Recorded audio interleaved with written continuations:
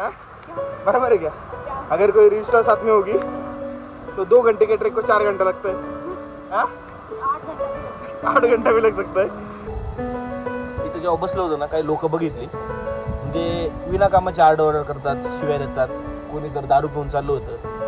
मित्रांनो, कधी आलं नाही गोष्ट लक्षात ठेवा. कधी कधी आयुष्य आपल्याला अशा ठिकाणी घेऊन जातं जे आपल्याला परत स्वतःकडे जातं. ते ठिकाण म्हणजे हरिश्चंद्रगड. माझ्यासारख्या भटक्यांची पंढरी असलेलं आणि सह्याद्रीच्या कुशीत दडलेलं एक रहस्य. येथून सुरू होतो एक प्रवास ज्यात प्रत्येक झाड, प्रत्येक वेली आपल्याशी संवाद साधतात. सह्याद्रीच्या हृदयात एक रहस्य दडलं आहे जे फक्त चालणाऱ्याला जाणवतं.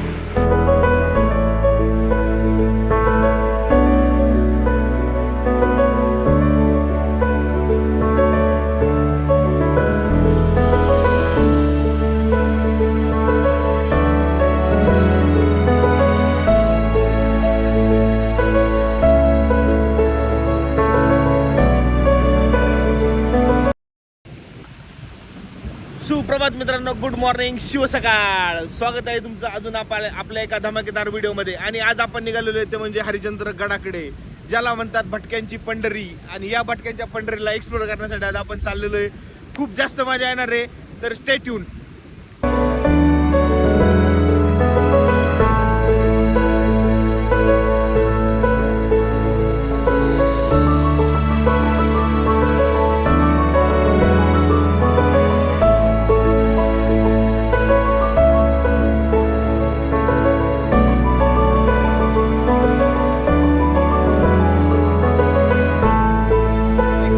तास लागलेला आहे पाचनई या गावामध्ये पोहोचायला.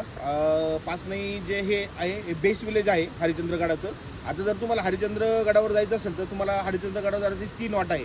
एक म्हणजे पाचनई गावातून, दुसरी म्हणजे खिरेश्वरमधून जी माळशेज घाटातून तुम्हाला यायला लागतं, आणि तिसरी म्हणजे नळीची वाट. जर साधारणतः इथून साधारणतः 1 किलोमीटर अंतर आहे. जर तुम्ही खिरेश्वरवरून गेले तर साधारणतः 6 किलोमीटर अंतर आहे ते. आणि नळीची वाट खूप डिफिकल्ट आहे, म्हणजे तिथून जे काय हायकर्स वगैरे आहेत तेच फक्त नळीच्या वाटेने जातात. आणि ही जी वाट आहे साधारणतः आपल्याला 1.5 ते 2 तास वरती जायला लागेल. पण आपण जर हळूहळू गेलो तर 2.5 तास पण लागू शकतात. तर चला आता बघूया.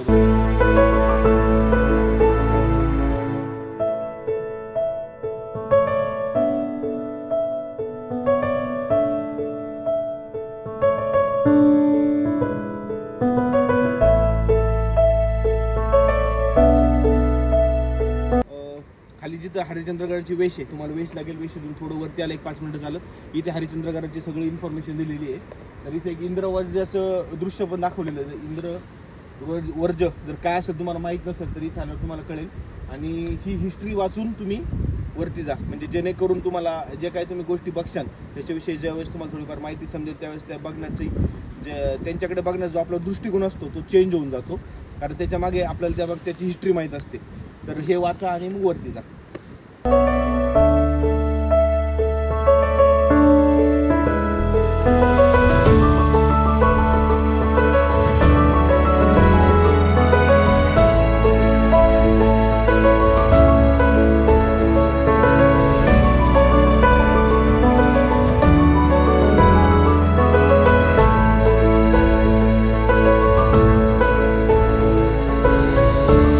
हरिश्चंद्रगड याची निर्मिती कधी झाली हे सांगणं थोडं कठीण आहे.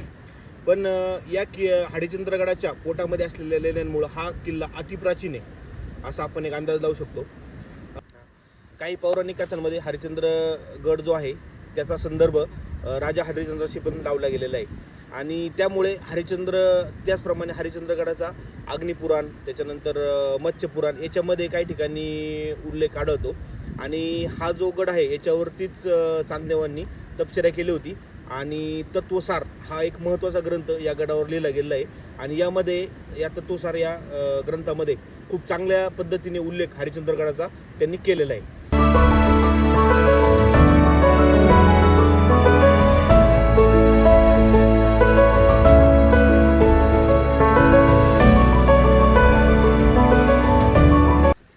हरिश्चंद्रगड हा जो किल्ला आहे ना, हा किल्ला थोडा टफ होता चढायला.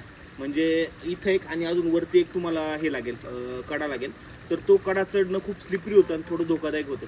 पण इथले जे स्थानिक लोक आहेत आणि गव्हर्नमेंट यांच्या मदतीने ना हे खूप सोपं केलेलं आहे. त्याच्यामुळं ह्या कड्यावर कुणी पण येऊ शकतं. म्हणजे थोडा कठीण हा कडा होता, तर आता हा एकदम नॉर्मल म्हणजे साध्या स्वरूपाचा कडा झालेला आहे. जास्त काही स्लिपरी राहिलेलं नाही आहे आणि खूप सुंदर आहे. तर आता चला कड्यावरती.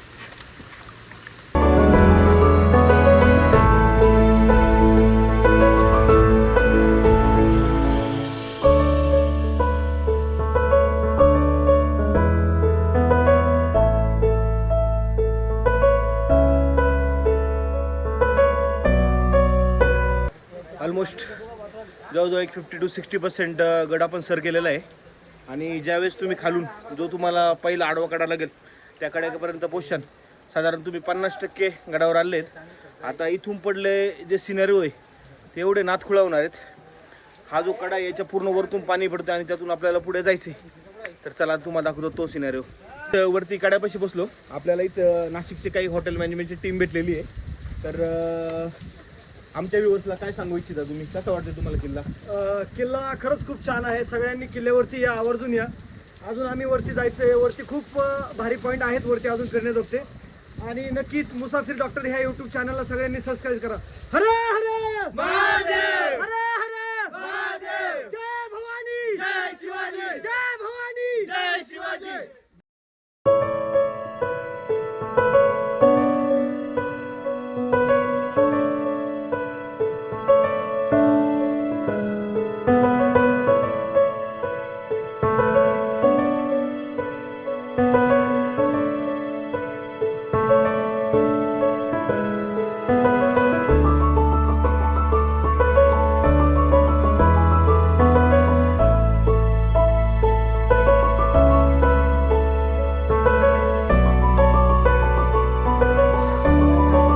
काल आपला पिच्छा सोडला होता, पण आज काय पाऊस आपला पिच्छा सोडत नाही. आता आपण थांबलो चहा प्यायला. ब्लॅक टी मागवलाय विथ लेमन. इथं जेव्हा बसलो होतो ना, काही लोक बघितली म्हणजे विनाकामाचे ऑर्डर करतात, शिव्या देतात. कोणी तर दारू पिऊन चाललं होतं. मित्रांनो, कधी आले नाही, एक गोष्ट लक्षात ठेवा, कुठल्याही गडाचं पावित्र्य राखणं हे आपलं काम आहे. कारण हे गडकिल्ले आपले आहेत. त्याच्यामुळं जर कोणी असं आढळलं तर किंवा तुम्ही जरी कोणी आले तर अशा काही हरकती करू नका, जेणेकरून का इथलं जे वातावरण आहे ते डिस्टर्ब होईल किंवा काय होईल. एन्जॉय करा, तुम्ही सगळं एन्जॉय करायला येतात. पण आरडणं, शिवाय देणं, घाण गोष्टी बोलणं ही गोष्ट आपल्या गडकिल्ल्यांवर चुकीची आहे. तेवढं फक्त लक्षात ठेवा.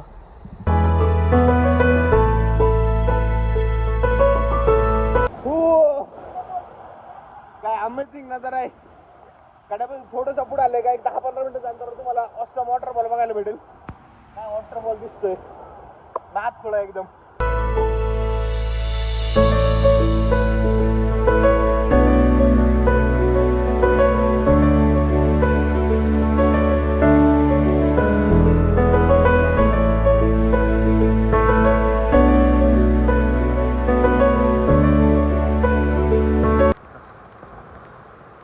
आपण निघालो होतो सकाळी 9:30 वाजता.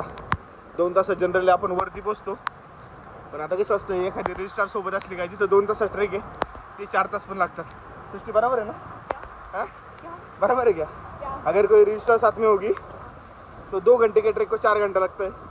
हाँ 8 घंटा भी लग सकता है. बघू अजून किती वेळ लागते. साधारणतः आपल्याला आता 1.5-2 तास झालेत आपण ट्रेक चालू करून.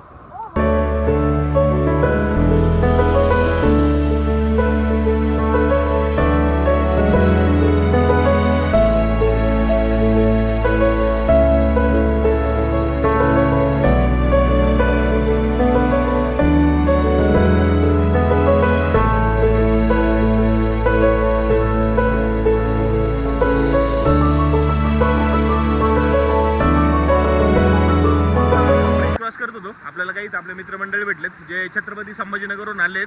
तर ते आता किल्ल्यावरती जाऊन आलेत. तर ते आता त्यांचा एक्सपिरियन्स सांगतील थोडासा.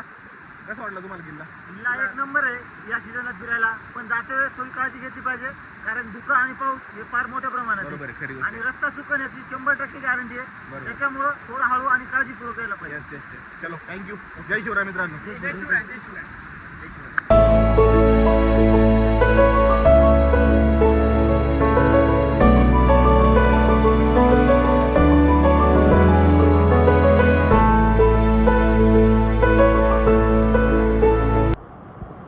आलं का आता तुम्हाला पुढे एक ओढा लागेल.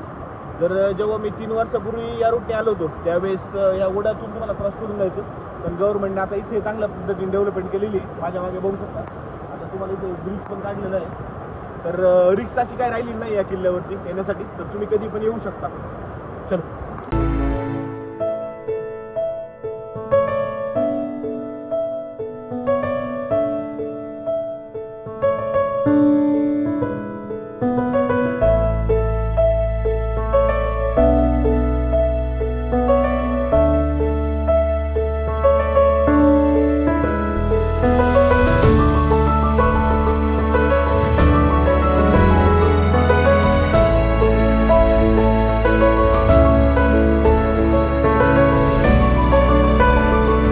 फायनली मित्रांनो आपण पोहोचलेलो आहे ते म्हणजे हरिश्चंद्रगडावर. आणि हरिश्चंद्रगडाचं जे मेन आकर्षण आहे ते म्हणजे हरिश्चंद्रेश्वराचं मंदिर. आता या मंदिराची निर्मिती साधारणतः 9 वर्मा यांच्या काळामध्ये झाली आहे. तर साधारणतः 9व्या शतकामध्ये या मंदिराची निर्मिती केलेली आहे असं इतिहासामध्ये म्हटलेलं आहे. आणि तुम्ही बघू शकता याच्या कळसावर जे नक्षीकाम केलेलं आहे खूप आकर्षक आहे. म्हणजे पूर्ण महाराष्ट्रामध्ये या ज्या कळस आहे याच्यावरती जे नक्षीकाम केलेलं आहे ते तुम्हाला कुठंच बघायला नाही भेटणार. ते फक्त तुम्हाला बघायला भेटणार ते म्हणजे हरिश्चंद्रेश्वराच्या मंदिरामध्ये.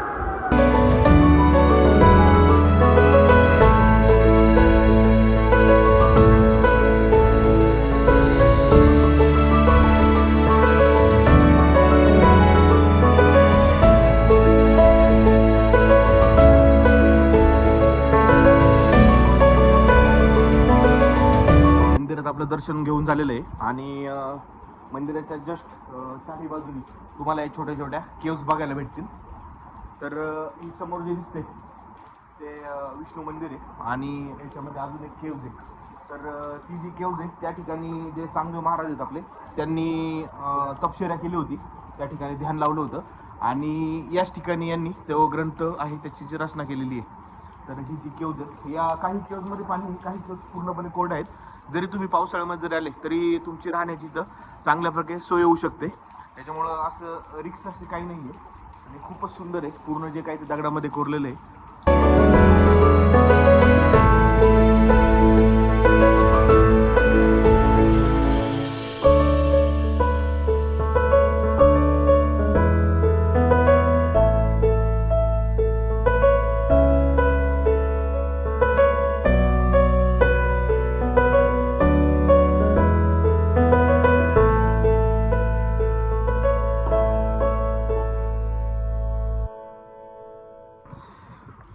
साधारणतः तुम्ही ज्यावेळेस मंदिरात एंटर करशाल, मंदिरात एंटर केल्यानंतर डाव्या साईडने ज्यावेळेस तुम्ही येशाल विष्णू मंदिर जे आहे त्याच्या एक्झॅक्ट शेजारी जे चांगदेव महाराजांनी तपश्चर्या केली त्याचंही समाधी स्थान आहे.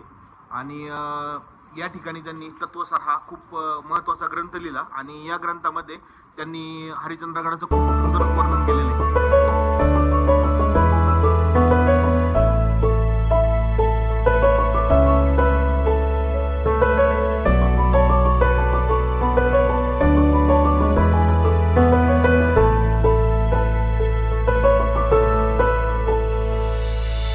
हरिश्चंद्रेश्वराच्या मंदिराच्या थोडंसं उजव्या बाजूला तुम्ही खाली उतरले की तुम्हाला गुफा दिसेल. ही केदारेश्वराची गुफा आहे आणि या गुफामध्ये थंड पाणी असतं आणि काही या गुफेची भिंत, या गुफेच्या भिंतीवर काही लेख पण लिहिलेले आहे. आणि असं म्हणलं जातं कथांमध्ये की या भिंती ही जी गुफा आहे याच्यामध्ये 4 स्तंभ आहेत. तर हे 4 स्तंभ जे 4 युग आहेत त्या युगाचं प्रतीक आहे असं म्हणतात.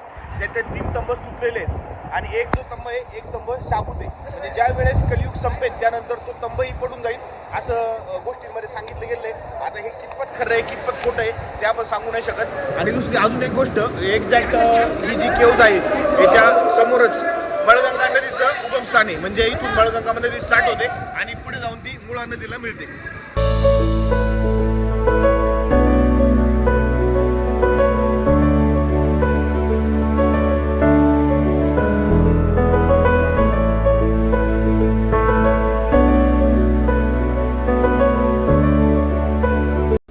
हे जे समोर दिसतंय ते मंदिर आहे समोर. त्या मंदिराच्या समोर एक ब्रिज आहे आणि तिथून ही खाली छोटासा झरा आलेला आहे. तर याला मळगंगा नदीचं उगमस्थान बोलतात. इथून मळगंगा नदी याचा उगम होते आणि पुढे मुळा नदीमध्ये जाऊन मिळते ती.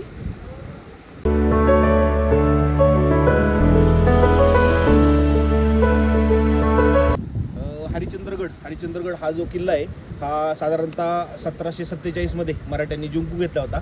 या किल्ल्याचा इतिहासामध्ये कुठं जास्तही उल्लेख केलेला नाही आहे आणि जोपर्यंत इंग्रजांनी या किल्ल्यावर आक्रमण केलं नाही तोपर्यंत हा किल्ला मराठ्यांच्याच ताब्यात होता.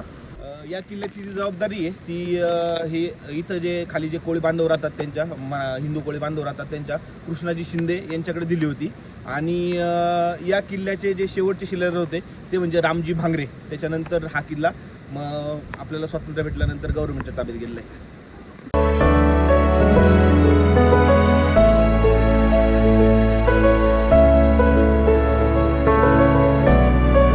मंदिराच्या डाव्या बाजूला जर बघितलं तर तुम्हाला सप्तर्षी तलाव बघायला भेटेल. हा सप्तर्षी तलाव आहे.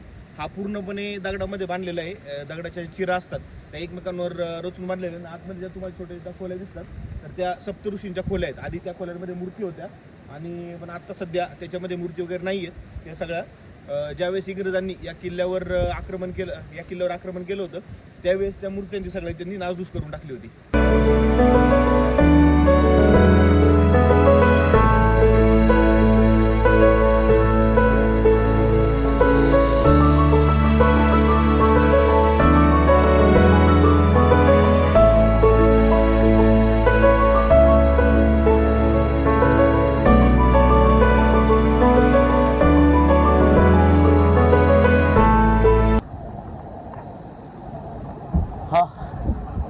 आपण ट्रेक कंप्लीट करून आलो आहे खाली.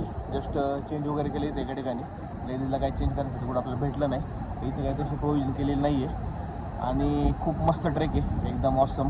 काही लोक दारू पिऊन वगैरे येतात तर असं जर कोणी येत असेल तर सगळ्यांना विनंती आहे का कृपया कुठल्याही किल्ल्यावर तुम्ही असं जाऊ नका. आणि खूपच मजा आली. सृष्टी काय झाला का ट्रेक क्या बतायचं आहे मजा आला रास्ते वाटरफॉल रास्ते पानी मौसम बहुत अच्छा. होप सो मित्रांनो तुम्ही पण कधी आले तर हा ट्रेक तुम्हाला नक्की आवडेल. आणि जर चॅनलवर नवीन असेल तर आपल्या चॅनलला सबस्क्राईब करा, लाईक करा आणि शेअर करा. चला आता भेटूया पुढच्या व्हिडिओमध्ये. तोपर्यंत बाय बाय. जय शिवराय.